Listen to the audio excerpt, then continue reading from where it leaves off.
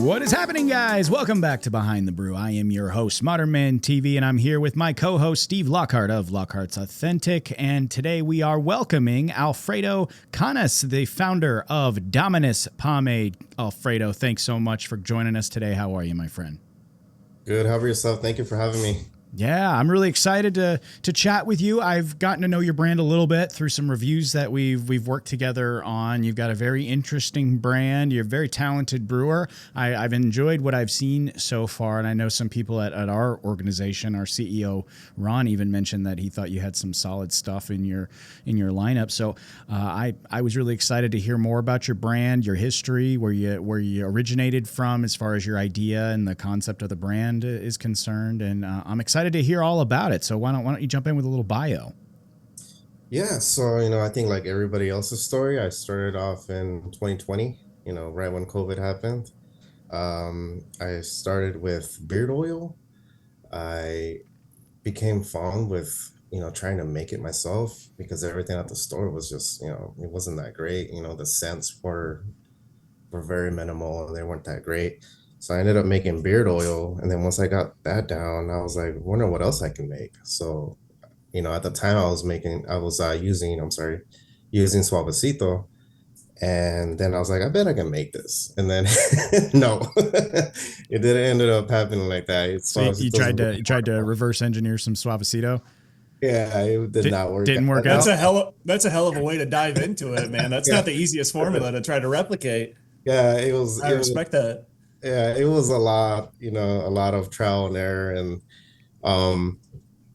you can't just do that off the back, but eventually I finalized, after almost 2 years, I finalized my first pomade, and it was a clay pomade. It was Veganos Torreno.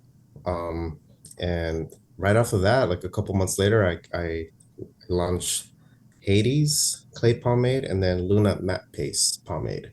And do you have any background in hair? Are you a barber, or what's your day job? My day job is food and beverage, so I bartend. Oh, so it's kind of similar, I guess. There's some similarities there. It's very different, but like still some kind of. We've actually found we've had a lot of success with hiring people from the food industry, and some of the best brewers it's funny, either from the food industry or from the marijuana dispensary industry. People that making that make the gummies or whatever.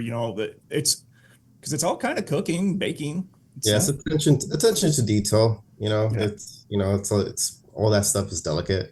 Food and. I'm assuming marijuana is all delicate, just by trimming and all that and the whole process. Yeah, there's a lot of similarities there, but that's cool. So you just wanted to jump into beard oils. I can definitely relate to the grocery store stuff scent wise being just so boring and bland and whatever. So I can definitely relate to your wanting to create some better scents there. I think we've all kind of been there as far as like wanting to jump in and recreate one of our favorite products. I think we can all relate to that as well. So you started with the first product that I always have trouble saying the names because I'm just probably an idiot when it comes to speaking. But the first one that I reviewed for you was the one that starts with a V, I think, right? Yeah, Veganos Torreno. Yeah. What is it? I think it's Hades. Yeah, I think you reviewed Hades first. Did I review Hades first? Yeah, and then it was Luna, and then Veganos. Oh, maybe that's it. Hades. Which one is Hades again? It's the one with the activated black charcoal. That's right. That's right. Now I remember it. Yep. It actually has the Hades icon on the front. That one is very cool. I think that's the one that I heard most about, like when I got the messages and stuff that people were like, that one looks really cool. The activated charcoal's in there. How did you come to determine to go with activated charcoal? You see that a little bit in hair products, but most of the time you see it in things like a powder or shampoo. Or what kind of drove you to formulate it in your hair product? So I finalized Veganos, and then I was working somewhere, and then an employee's like, hey, if you were to make something with like like kind of black. I was like, I would really like that. And then that's what gave me that idea. And then I just started looking up like what can I use to, deepen and, just make this pomade darker. And then I just bumped into activated charcoal. And it's great. It's amazing. It gives it this deep, dark, mysterious look. And when it comes to like your name and stuff, what's the significance of like the name and the concept and the theme and everything? So I was always like, I want to make this brand, and I want to bring back more ingredients to pomade enthusiasts and users, and so Dominus means master in Latin, and my slogan is supposed to be master your appearance, reclaim your self-dominion. I haven't been pushing that. You know, I've been trying to go that path, but I really wanted to give more back, more buck, and more ingredients to, just pomade users. And, that's where that name came from. I was like, oh, I really like language and different, just different languages and stuff like that. So I like using Spanish, Latin, just different stuff. I just try to be creative and And do something. what about the naming of the products? I guess the first one that I can't seem to I can't pronounce it. The one that's in Spanish, and then you got Hades, which is that's obviously a Greek reference. Mhm. How do you come up with your themes for each one? Um, so it's kind of like mysterious alchemy. Like the first logo is like three guys, smashed into one. It's supposed to look all like spiritual. And he's like holding up a jar, and he's like scooping it, and it's like a little trail of mist. And I just try to be more mystical and, just different. I want to be eye-catching. A lot of it does come from like Greek, and alchemy style. I did went a different path with Luna matte paste. That one was more simple. I want to give it like a more classic look. So I didn't put any characters in there. And Uh, Luna being, is that Latin? Luna is moon in Spanish. Spanish. Okay. Okay. Yeah. Mhm. I speak English. That's about it. So Yeah, same here. I took a few years of French, and I failed that class. So yeah, Yeah. I'm not. I have enough trouble just pronouncing people's names most of the time, so it's always something people make fun of me about. Is I'll get Vegano Tureno, and I'll say it like Brad Pitt and Inglorious Bastards, where it was like Buongiorno, and can't freaking speak. So that's me all the time. But I did notice that I'm looking at your website. That's what I'm doing here, by the way. I can see it in your glasses. Yeah, I'm looking at your website. The Luna, I did notice right when I got it that the Luna was a little bit different than the other two, as far as like the branding goes. And I always kind of wondered if you made that for like a special lineup, or we have we, I say we, but Lockhart's, because I work for them, and we have like specialized stuff that go to specialized places sometimes, like a barbershop line or something specific, and we'll cater the branding to that specifically. So I kind of wondered if that was kind of like what you had in mind for that, was like a specialized lineup. No, I just wanted to create something, I was in my head. I was like, oh, maybe these little characters are a little too much. I wanted to give something different to the audiences. Like I try to be as different, and try to reach everybody. So I just wanted like a classic look, simple look without anything, without any graphics in it. And I'm like, oh, I'll just focus on the font and minimize Mm. the font as So much it as I was can. more for somebody that might not have been attracted, finger quotes, to the more graphic design that you Yeah, had. the characters, yeah.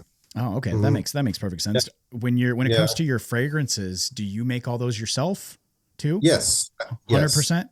You just The you only I make everything out of essential oils. Wow.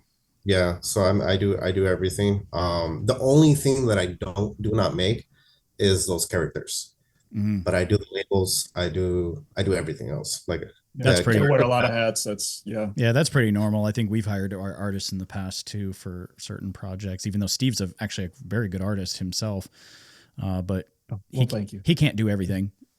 Neither can you. There's only so much time in the day. Yeah. So Alfredo, I'm gathering. You kind of you remind me of me in several ways. Just former punk rock goth kid maybe. I'm gathering that with the mysticism, the spooky kind of stuff. Is that it? What's your growing up? What was something got you into that? What was your for thing? A reason? I'm curious about that.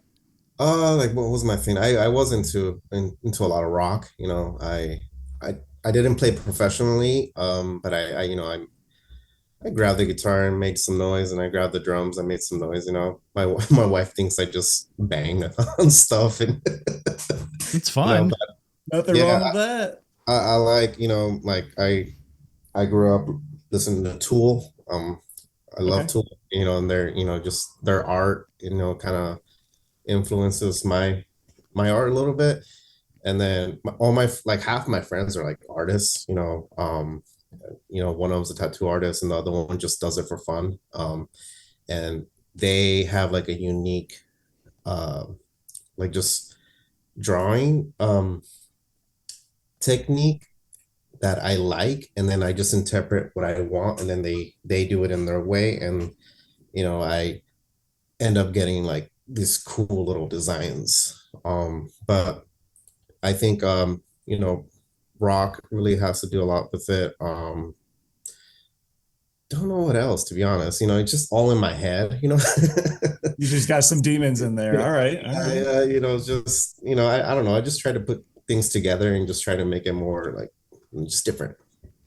There's definitely a big correlation that I've seen between brewers and business owners in our space that we've interviewed, and musicians and art and food service, like he said, something that requires you to pay attention to detail. So it's always interesting to me to see how many people make noise on the side, or in the past we've interviewed people that have like Sheer Revival. They're actually like touring musicians over there. And it's like time after time after time. Oh, I play guitar. Oh, I play drums, or I was in a band. It just seems to be like for some reason there's a switch that flips inside of their head that says that, like, I can make hair product. I think it's crazy. That tinkerer gene. I think that's what it is. I think a lot of us have that like tinkering in us, that we want to just get our hands into everything. And that's, you buy a guitar because you want to learn how to play music. You got to sit down, you got to put some focus into it. You got to take some time to learn how to play it. I know, Mike, you've actually been learning how to play guitar. My son and I, my son said he wanted to play guitar. And he was a little rock star. Yeah. He wanted to try it. He was a little nervous to do it himself, and I don't know how to play. So I was like, you know what? I'll do it with you. If you try it, I'll try it too. And so someday your boy's going to be a pomade brewer. Yeah, maybe. That's just the way it goes. We sat down and did some lessons. Steve sent over a really great app. We're not affiliated with them, but Justin Guitar is the name of the app. No, not an ad or not a plug, but if you want to learn how to play guitar, Justin Guitar is great. Yeah. Like I said, not an ad, but we've just been enjoying it. So I bought him a little Jackson V. He's 8, so it's just his size. And it's so sweet. Yeah, it's cool. And then, I've got a couple myself, so we've just been trying to learn. I can't do anything yet, but it's fun. Still fun. Your skills and chords and scales, Yeah, that's basically what we're learning. But moving over to the clay pomade, it's interesting. I always like to ask brewers this. When it comes to making clays and things, I actually think it takes a little bit more skill and a lot more work to make a product that includes those clays. I mean, Steve could give his opinion on it. It might be just me, but I've talked to several brewers on this show who've said, like, there's a huge learning curve when you step into the clay world, just based on working either with like just petro type products like what Steve started with, or even some of these brands that do like the water-based stuff. When you start getting into that clay world, it's kind of messy to when you're figuring it out. Did you have any trouble with it? It sounds like you did it pretty early on. Yeah, I probably made hundreds of different pomades that didn't work, candles and just wet stuff and stuff that didn't bind.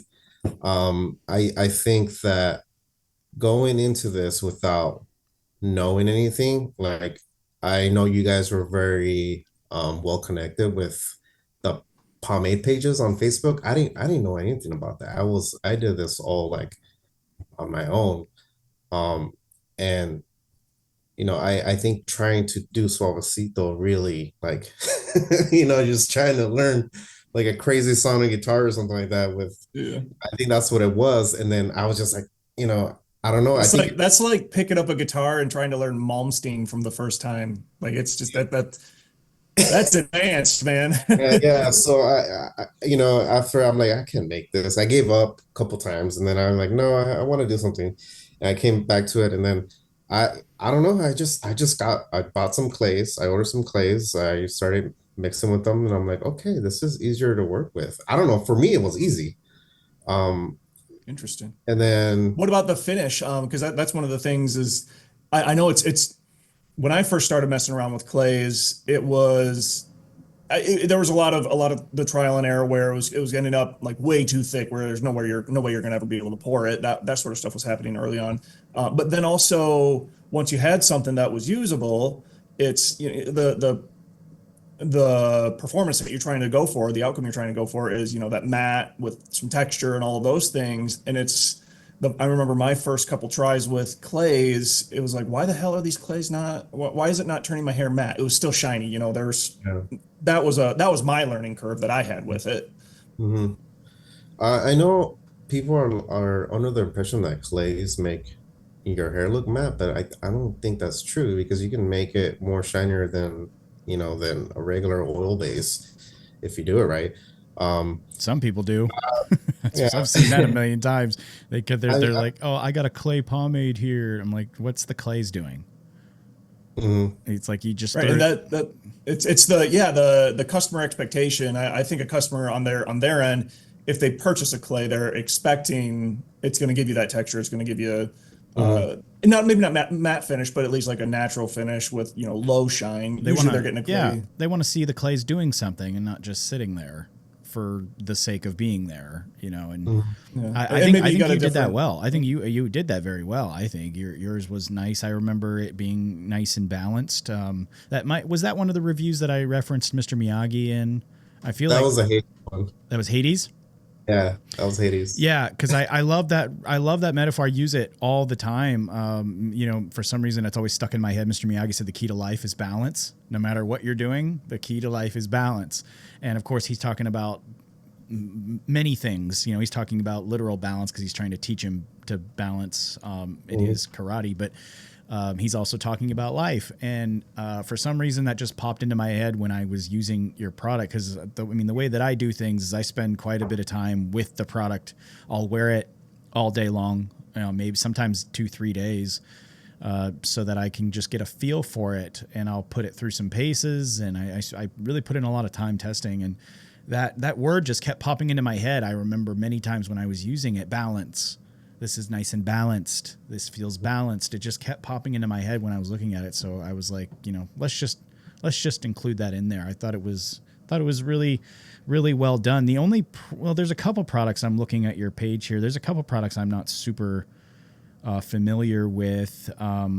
Remind me here, just because I don't remember off the top of my head, because I probably tested out 100 different products between yours and everything else. The Veganos Tureno, the difference between that and the Hades. Could you kind of explore that real quick? I think the Veganos has a higher shine, and the hold is a little bit more different. Um, I think it's less, and then the way you scoop it, it's like different, and it's kind of like that sand, that kinetic sand you said on your Oh, video. yes, I remember now. Okay.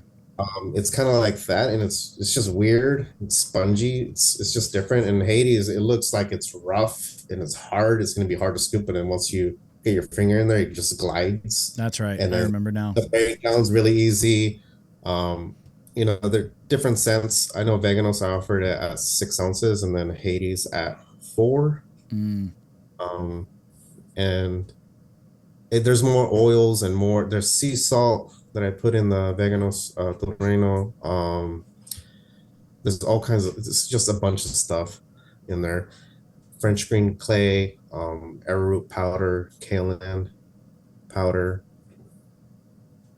That's all I can remember right now. Yeah. There's a lot of really cool stuff. I'm not familiar with a couple of these products on your product list here.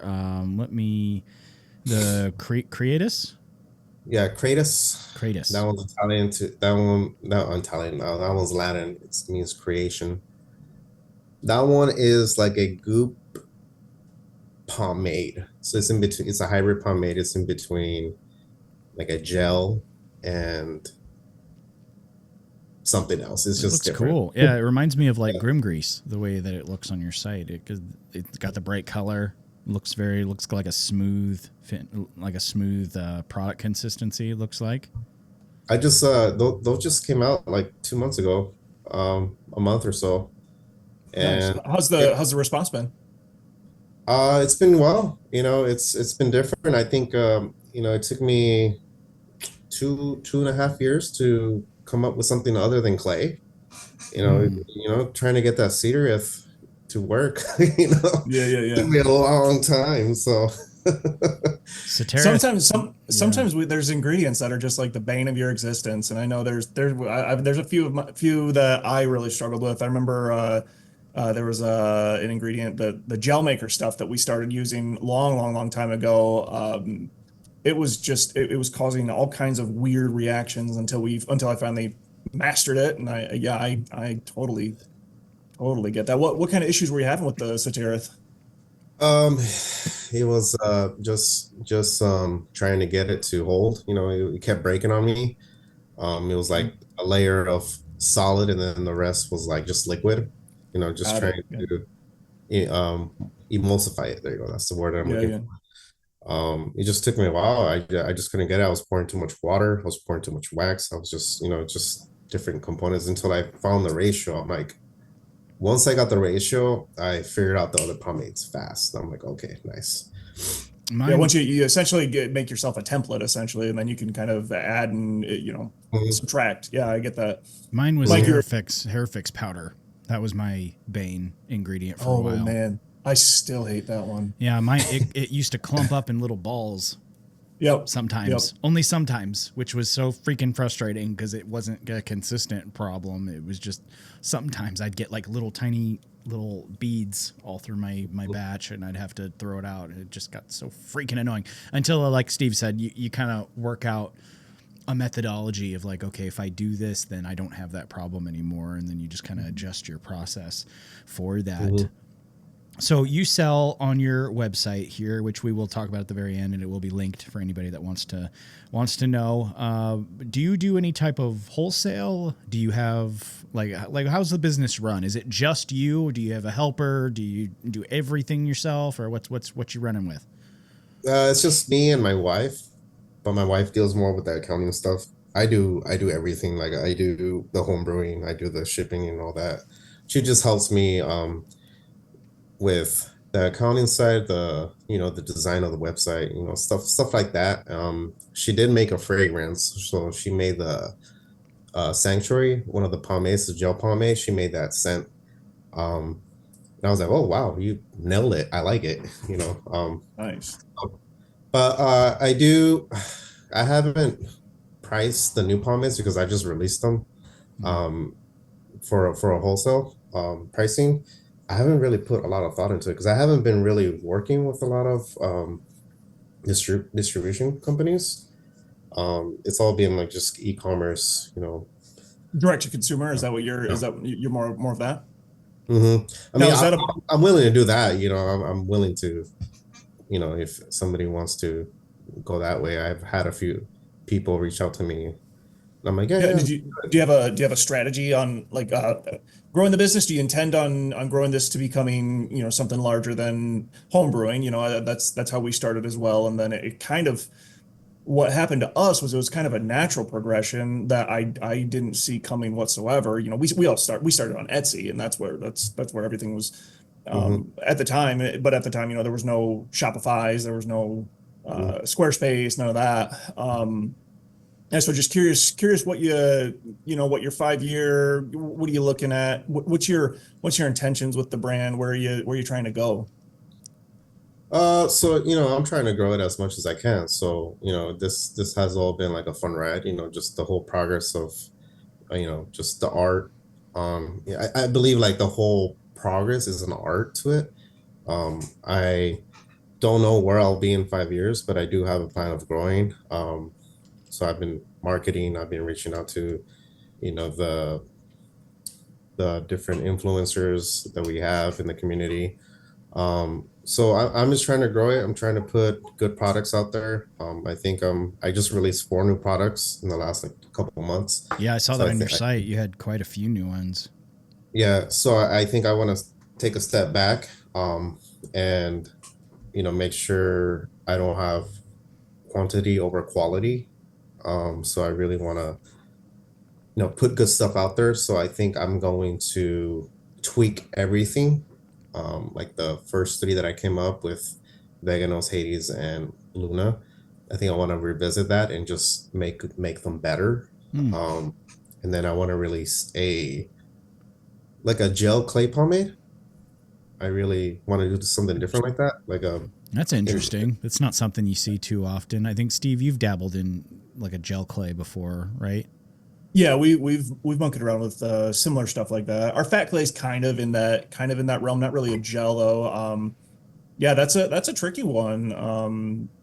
Mhm. And then what's the marketing? Do you have anything, any artwork or any of the marketing figured out kind of behind that yet, or is that just kind of just like an idea that's a little light bulb in the head?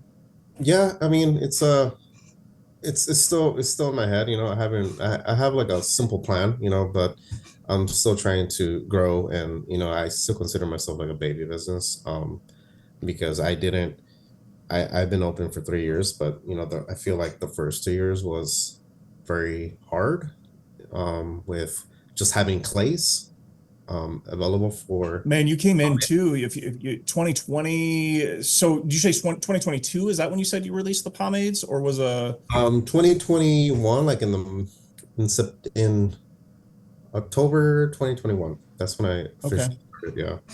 Now you were making beard oils prior to? Yeah, yeah, just for myself. Ah, I okay. yeah, and then it was just like buying different ingredients, trying this, trying that. Because Trying I to. remember in 2020, especially 2020, 2021, just major supply chain issues that we had ran into. I mean, we had to change our packaging, we had to change our lids, not our labels were fine. All sorts of things. There were some ingredients that we had to find, secondary and third area, however you would say that, and fourth, all kinds of different suppliers that we had to find for all of our ingredients, and just to keep the business running. And it sounds like you kind of came in right around the time that stuff was still pretty much in full effect. You say you were struggling with clays. What was the like trying to source them? Was that one of the issues, or was there other things you were having issues with? Um, I mean, I like some of the things. Yeah, it was just availability of like ingredients, and then you end up getting a different clay from a different company, and then like that thing's a whole different thing. So Mm-hmm. your whole recipe for your pomade is different now. So now you have to, Yeah, okay, what am I doing now? Like so. that's such a huge challenge is finding those other sources and finding sources that have the proper performance. It's yeah, mm, man, that's I that's a bumped in, yeah, I sorry, go ahead. no, I was just gonna say that's a hard time to come into the business. That's true. I Mhm. mean, kudos to you for sticking through it. Yeah. And even up to this point, I'm still bumping into that. Like I had to, get my, what was it, my mango butter from a different source. I'm like, okay, the place where I usually get it, they've been out for like months. I'm like, okay. So, and then I had to change everything. I had to tweak everything. Same with the activated black charcoal. There was like a whole batch that I, it just came out differently because the activated black charcoal was different. And like I guess the company that I was ordering that from, they changed it. I got it, and then I'm like, this is different. And then I ended up having to look for something else, and I had to resend everybody a whole new pomade. because whatever I sent out wasn't right. I went back. I'm like, wait, this doesn't feel right. I scoop it out. I'm like, no, this is different. So everybody that got a Hades around that time ended up getting another Hades. And I apologized. I'm like, hey, I didn't notice this. I'm sorry. So, there's challenges. So when you have to do that, is it tough to like say, I messed up, I'm sorry, I can fix it? Is that tough? I mean, you have to take ownership, and I think people appreciate that you notice the problem and you fixed it, you try to fix it. So I think that's something that, it's just good to do with, your customers and your community. You're building goodwill at that point. You got to, the customer's paid for a certain experience, and that's, you're doing the right thing instead of saying, hey, tough shit, figure out how to use the crappy stuff, and me and Mike, we've been in this business long enough. Like I said, we've been in it since 2013. I think, Mike, you've been 2013, 2014, something like that. Yeah. Been kind of operating within this world. And we've experienced a lot of different brewers that have kind of come and gone. And some of them just have like a concept and then don't even really put any thought into the product. It sounds like you put a lot of thought into the product. You've done a lot of research, it sounds like. But yeah, I've seen some guys that, the worst one, I got one time. I'm just going to call it out. It was called Flyboys, I think is what it was called. I don't know if you remember that stuff, Mike. It came to me. The dude was asking me like, hey, will you try this stuff out? I want to see, do you think people are going to like this? And it came to me and it was a straight up candle. Alfredo, like you said earlier, I was like, dude, this is like a first attempt. What are you doing with this? Yeah. And not only that, it smelled like a dirty ashtray. He was going for tobacco. Mm. He got tobacco, but he got the bad kind of tobacco. And I was just like, bro, and I was brutally honest because I didn't want him to fail. And I'm a believer in raising everyone up in this community. I think people should get the chance to succeed and kind of, join us and, making a more vibrant community. And I was like, dude, let me help you out. Let me give you some tips. And he was like, no, I'm just going to release it. People are going to love it. And then everyone just dogged on him all over the internet. Is like, this stuff smells like dirty cigarettes and it doesn't scoop out of the jar. And then the guy was just like trashing everyone. Like, why can't you like it? But it's cool looking, right? Like, it's really cool. But I mean, if you want to just make an empty tin and sell it to me for, I can hold my guitar picks in it or my weed. I don't like what the hell? No, that's what this dude was. And yeah, I've seen a lot of stuff like that come and go, and I hope he's not listening to this podcast. I kind of feel bad if that's the case, but I mean, that's not even the worst one I've ever gotten. Was actually, I kid you not, it was called cocaine clay.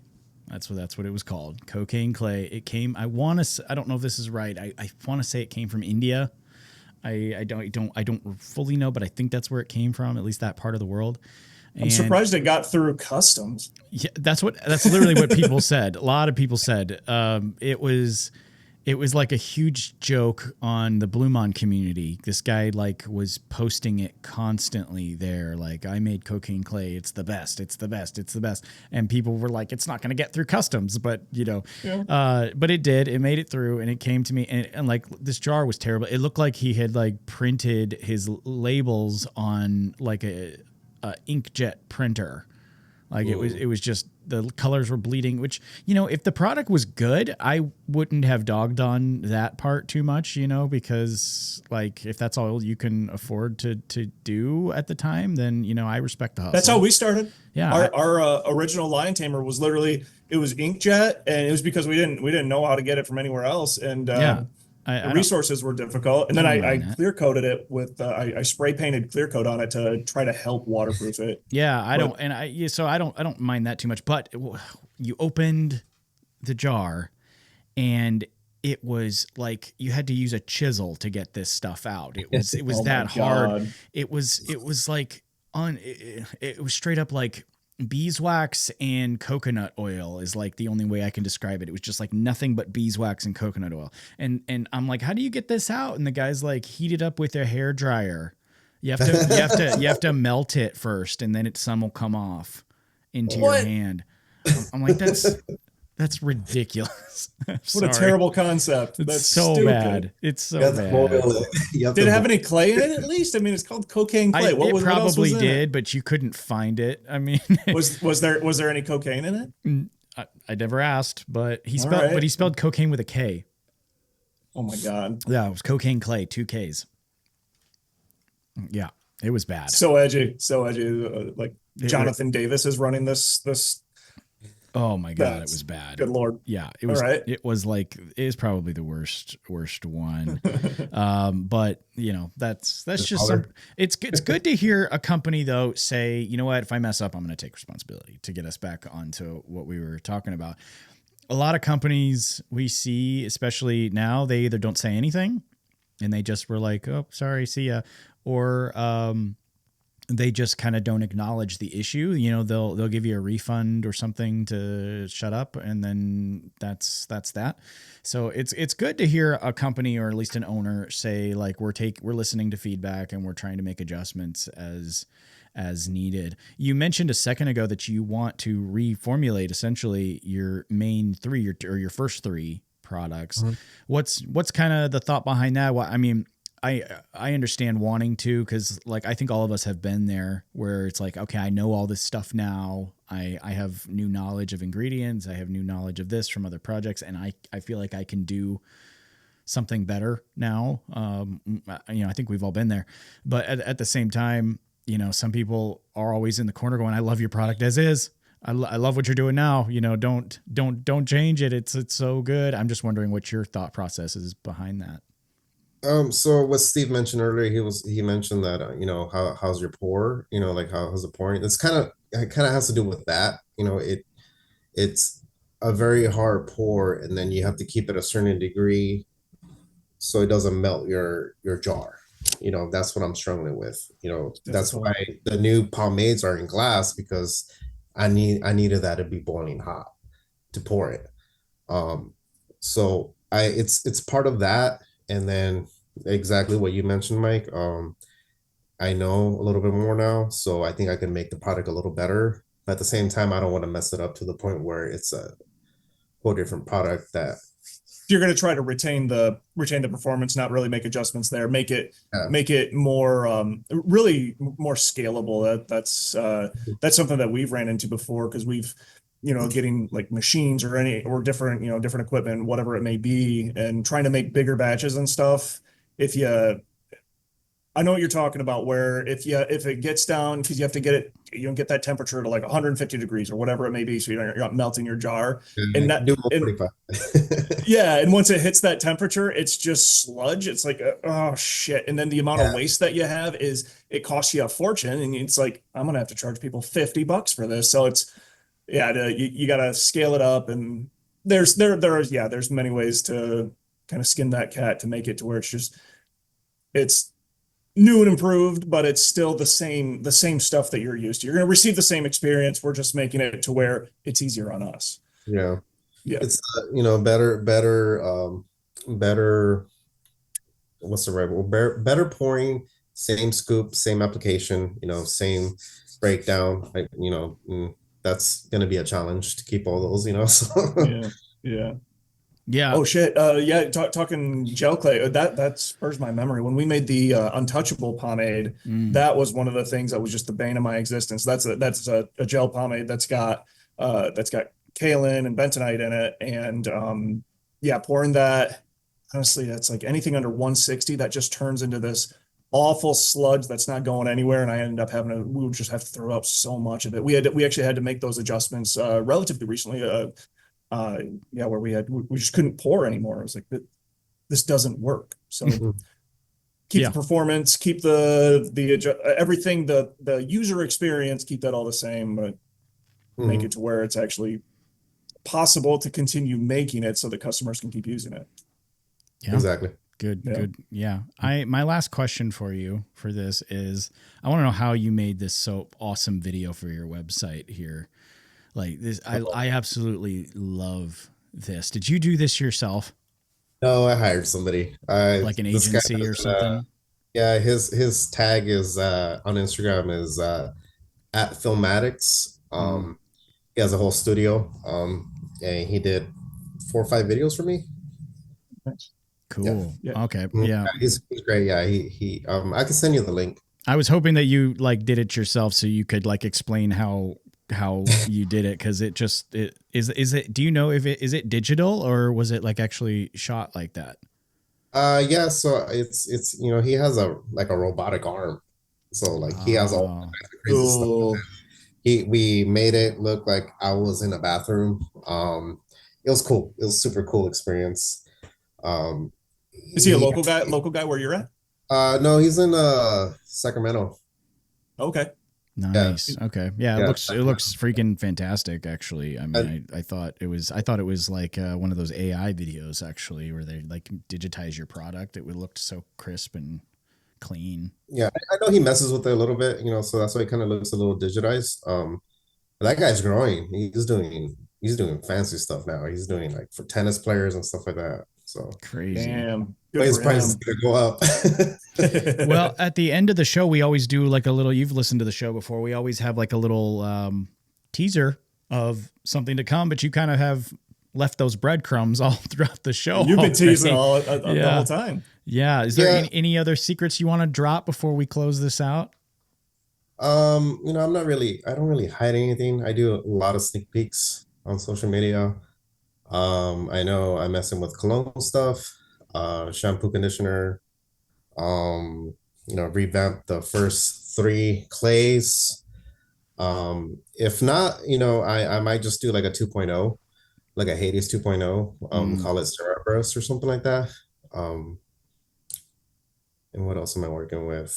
I've looked into texture sprays, the powders. It's all in the works. It takes a while to like finalize a product. It takes almost like a year to like complete something. Yeah. A lot of these things I'm like, oh, I mess around with it. Also that gel clay pomade that I mentioned, I kind of want to release something like that. And then, just take a step back and see how it works, how everything works out.